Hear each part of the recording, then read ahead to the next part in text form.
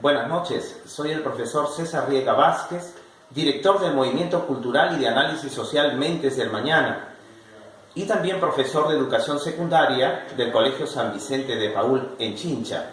En estos momentos estoy dispuesto a dar algunas respuestas interesantes en torno a lo que es un tema tan importante para la sociedad como es la política. Para usted, ¿qué significa política? La política viene de dos voces griegas, polis y teia. Polis significa ciudad, teia significa conducción, o se deduce que es la conducción de la ciudad o de los pueblos. Uniendo precisamente estas dos palabras, deducimos esto, que la política es la ciencia y arte de conducir a los pueblos hacia destinos superiores. Para Platón ese es el político. Pero todo ese camino regresa, a pesar de su bienestar, a guiar al pueblo hacia destinos superiores, hacia destinos de organización, de bienestar social, hacia destinos de felicidad, de tranquilidad, de justicia y de seguridad. Entonces este ejemplo de Platón nos da claramente una enseñanza de qué importancia y qué nivel tienen los verdaderos políticos dentro de una sociedad, que definitivamente nuestra sociedad peruana adolece. ¿Por qué cree usted que en la actualidad hay tan pocos jóvenes interesados en la política? ¿Cuál sería la razón? Creo yo que esto responde a dos causas, definitivamente. La primera de ellas es el colegio, o la educación, llamémosle así, la educación en todos sus niveles, primaria, secundaria y superior. La educación en el Perú se ha divorciado prácticamente de la realidad nacional. Se enseñan los diversos cursos, pero como cursos teóricos que el alumno tiene que memorizar, tiene que exponer y tiene que responder en unos papeles, los que nosotros le llamamos exámenes. Pero no están relacionados con la realidad nacional. Cuando toda enseñanza debería estar íntimamente comprometida con la realidad nacional, o sea, a través de los diversos cursos que se llaman en educación primaria, secundaria y superior, los estudiantes de primarias, ¿no?, secundaria y universitarios deberían conocer la realidad del Perú. ¿Para qué? Para que aprendan a quererla. Porque la realidad del Perú no solamente son las cosas malas, ¿no? Son las cosas buenas que en el Perú hay extraordinariamente sorprendentes. Entonces, solo lo que se conoce se ama. Y si nuestros niños, nuestros jóvenes aprenden a conocer nuestra realidad peruana, cómo es el Perú, cuáles son sus virtudes, cuáles son sus necesidades y aprenden a amarlo, entonces se van a proyectar, a conducir su sociedad mañana más tarde hacia algo mejor, ¿no? Mañana más tarde darle un aporte a su sociedad peruana para que ésta esté mejor de la que lo encontró cuando él vino al mundo. Entonces hay ahí una principal razón, que la educación peruana está divorciada prácticamente de la realidad peruana. Y otra razón, otra causa del descompromiso de los jóvenes con la política, creo yo, es el hogar. Porque la primera educación empieza en el hogar. Y si los padres no le hablamos a nuestros hijos acerca de la realidad nacional, no le hacemos ver lo hermoso que es el Perú y cuáles son los errores que hay que superar para que este país no siga sufriendo, para que su gente no siga padeciendo, para que vivamos en otros niveles de civilización, entonces simplemente ya nuestros jóvenes pierden un desinterés, pierden interés, ¿no?, por relacionarse con la política. Y podríamos incluso agregar algo más, ¿no?, que es un círculo vicioso, que nuestros jóvenes en la actualidad tampoco tienen modelos políticos. Nosotros miramos a nuestro alrededor y en verdad ya no hay políticos. Digamos que hay politicastros. ¿Y quién es el político? Ya les he dicho quién es el político. ¿Y quién es el politicastro? Si nosotros vamos al diccionario de la Real Academia Española de la Lengua, dice politicastro, persona que funge de político, pero que no lo es. No tiene los conocimientos, la experiencia para ser un político y solo se mueve por sus intereses personales. O sea, llega a la palestra, llega al frente del pueblo para conducirlo, pero no para darle el bienestar, la felicidad al pueblo, sino para servirse del pueblo, para satisfacer sus propios intereses, ya sea económicos, sus intereses personales, pero al fin y al cabo intereses egoístas. ¿Qué cree usted que pueda causar este déficit de interés en el futuro? Creo yo que va a tener graves consecuencias, y esas consecuencias ya las estamos viviendo. ¿Por qué? Porque estas últimas elecciones es una muestra de ello. Prácticamente los peruanos hemos tenido que elegir entre lo mismo de hace 10, 20, 30 años atrás. ¿Vemos acaso nuevos líderes políticos que tengan el perfil de un verdadero político, que conozcan su realidad, que sean personas que han salido adelante dentro de la sociedad, que tienen la experiencia para solucionar los problemas sociales? Definitivamente no. Los jóvenes políticos prácticamente son los grandes ausentes en estas elecciones. ¿Y cuáles son las consecuencias? Las vamos a seguir teniendo, a mi consideración.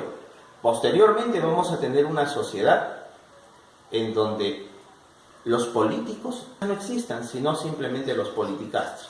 Vamos a tener personas que postulen para dirigir al país, algunos porque de repente tuvieron algo de popularidad y les propusieron postular a la conducción de su pueblo. Y entonces postulan porque son un poco soberbios, porque quieren llenar un poco, ¿no?, su ego de vanidad, y otros, pero sin la experiencia, por supuesto, para dirigir a su pueblo, y otros simplemente van a postular, pero con un claro objetivo, que es satisfacer sus intereses económicos. Esas son las consecuencias que toda sociedad que se descompromete con la formación política de su pueblo tiene que sufrir. Ya lo decía Aristóteles, el gran filósofo griego, el hombre es un animal político.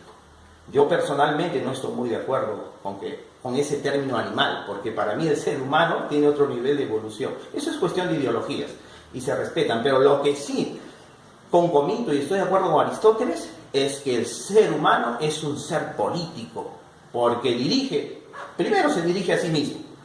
En segundo lugar, si es miembro de una familia y tiene hermanos menores, tiene que dirigir a sus hermanos menores. Mañana más tarde forma su familia, tiene que dirigir su familia hacia destinos superiores, porque si no tiene los conocimientos y la experiencia para dirigirlo o el asesoramiento apropiado para dirigirla, simplemente su familia se va al fracaso. Y mañana más tarde, si esa persona que ya es convertida en un profesional lo llevan a la palestra política, y si no se ha formado políticamente desde su niñez, simplemente va a ser un fracaso. Y ojo, que el fracaso político es el más grande de los fracasos, porque trae mucho sufrimiento.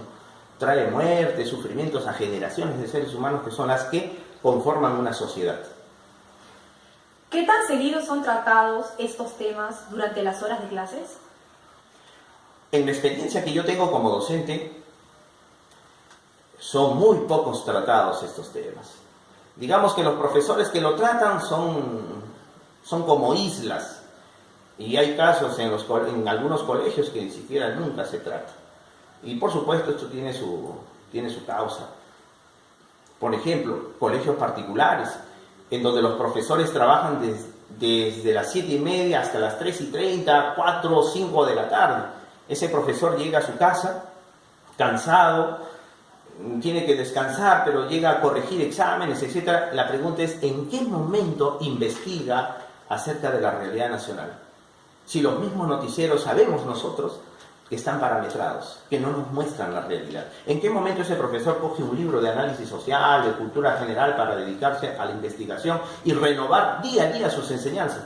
Casi no tiene tiempo. Y por otra parte, hay mucha falta de conciencia en la docencia. Los profesores no son conscientes que tienen en sus manos el poder de transformar la sociedad. ¿Cómo? A través de la formación de generaciones. Lastimosamente, muy poco se tratan estos temas en el campo docente. ¿De qué forma los profesores tratan de contrarrestar este problema? ¿Cree que lo logran? Por la experiencia, vuelvo a esa experiencia porque dirijo el movimiento cultural y de análisis social Mentes del Mañana, que precisamente se proyecta a la sociedad en estos temas.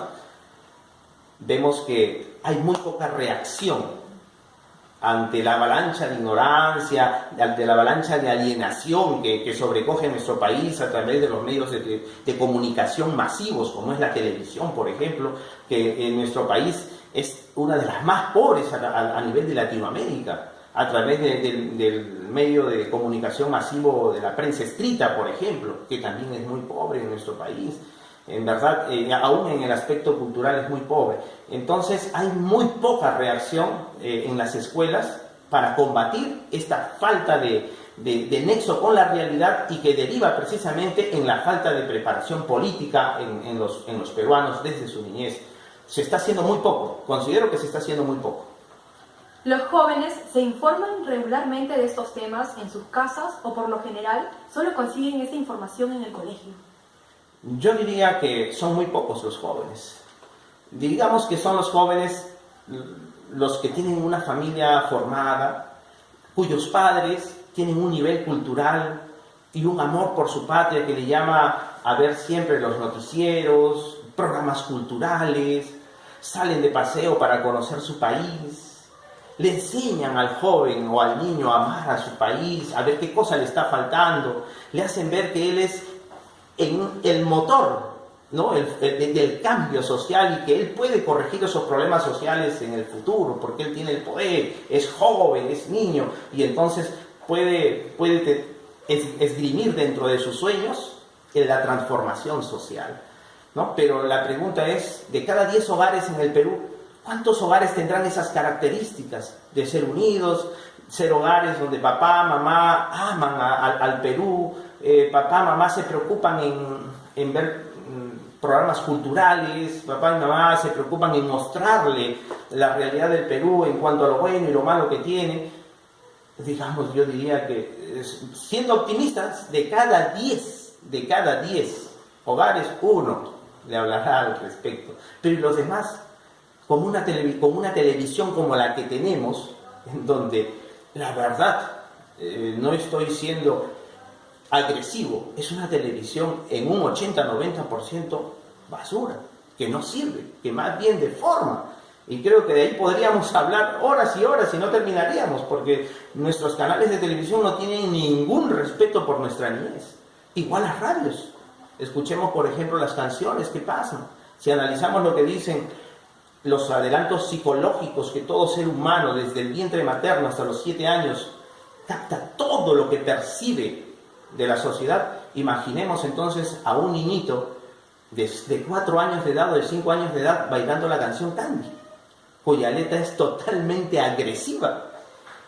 Definitivamente creo que la mayor parte de hogares en el Perú no está cumpliendo con esa formación política de sus hijos, y por lo tanto, en conclusión, casi ningún hogar, casi ningún joven recibe esa formación en el hogar, en la familia. En la escuela, ya lo hemos visto, la realidad es igual. O sea, el futuro político de nuestro país es incierto, por no decir desgraciado, porque no se está formando al futuro, y entonces, ¿qué futuro vamos a tener? Yo creo que no se le podría llamar futuro, ¿sí? ¿Cuál cree usted que sea la solución a estos problemas? Me enseñaron que la solución a estos problemas empieza por uno mismo. Todo cambio social empieza con el cambio del individuo. Nosotros tenemos que empezar a cambiar. ¿Cómo? Desde las cosas pequeñas. Si nosotros queremos una ciudad limpia, entonces no debemos botar siquiera un palito de fósforo en la vía pública. Si nosotros queremos un país sin corrupción, nosotros no debemos buscar coimear, por ejemplo, a un policía, sino cumplir con toda la reglamentación que está pide.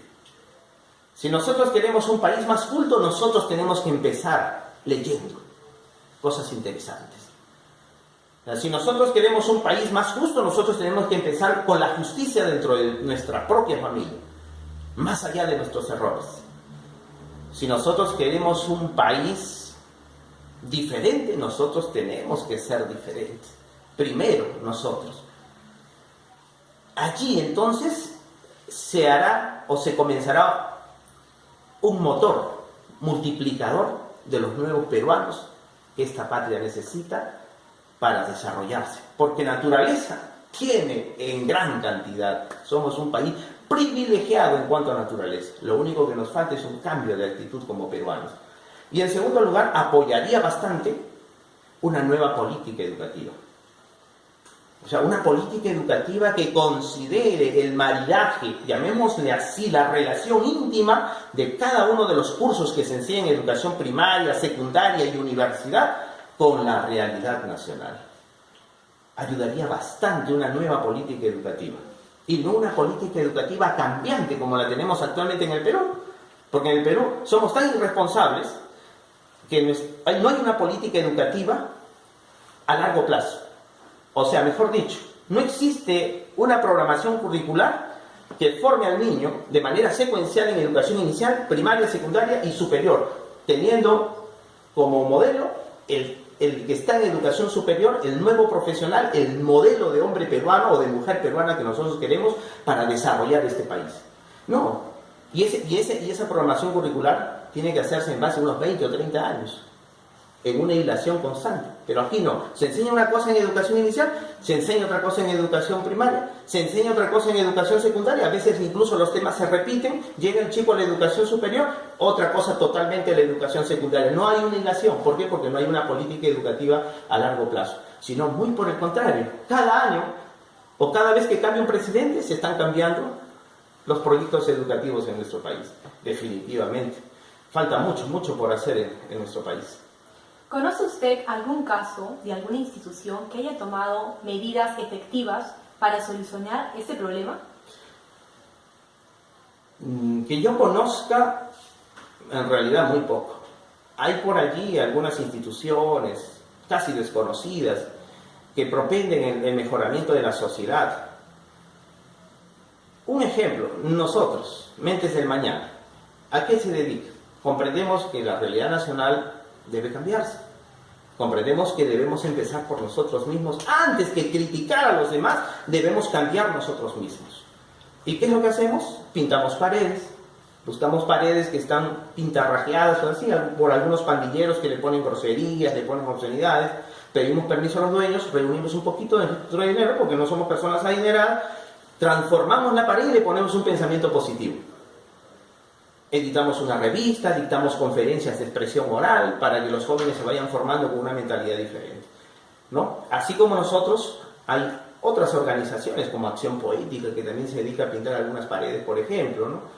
Hay otras organizaciones, ¿no?, filosóficas, idealistas, ¿no?, que se encargan de, por ejemplo, mejora en la sociedad. Aquí en Chincha, por ejemplo, tenemos Patitas del Sur, es una organización que se encarga de recoger a los animalitos que a veces los vemos deambular y que los hemos, por algún motivo, indiferencia, frialdad, los hemos botado a la calle y están abandonados allí, sufriendo incluso de enfermedades, ellos los recogen.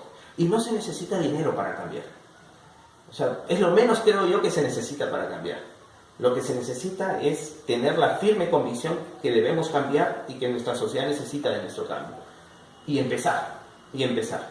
Y yo creo que si empezamos, habrá un objetivo a mediano o largo plazo y entonces este objetivo se hará realidad algún día, que es un país desarrollado, un país donde todos vivamos mucho más tranquilos de lo que vivimos actualmente, un país más seguro, en otras palabras, un país más justo, un país más limpio y no el país que tenemos. ¿Por qué no decirlo? ¿Por qué no ser soñadores? Un país que sea el modelo de América Latina y que compita con las ciudades más desarrolladas de Europa.